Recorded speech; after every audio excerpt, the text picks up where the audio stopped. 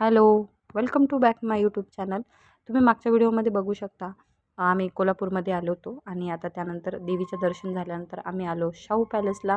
शाहू पॅलेसला बघू शकता तुम्ही अशा प्रकारचं मातीचं पॅलेस किंवा एक किल्ल्यासारखं बनवलेलं होतं. मस्त कलर वगैरे दिला होता, देखावा होता तो. खूप छान होतं, सुंदर होतं. त्यानंतर बघा मोठं मोकळं गार्डन होतं पॅलेसच्या बाहेर.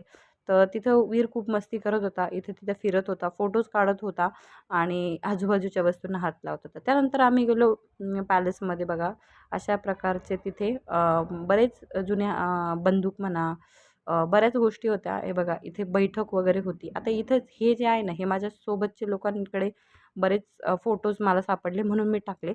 नाहीतर मी अजिबात शूट केलं नव्हतं, कारण इथे फोटो काढण्यास सक्त मनाई होती. आणि जेव्हा गेटवर ते तिकीट काढता तेव्हाच त्यांनी आपल्याला सक्त वॉर्निंग दिलेली असते की मोबाईल स्विच ऑफ ठेवायचा. इथे फोटो आणि व्हिडिओ काढण्यास सक्त मनाई आहे. जर असं काही आढळल्यास ₹500 दंड होते. तर हे फोटो मला आमच्या बरोबरच्या बऱ्याच जणांकडनं मला मिळाले म्हणून मी टाकले.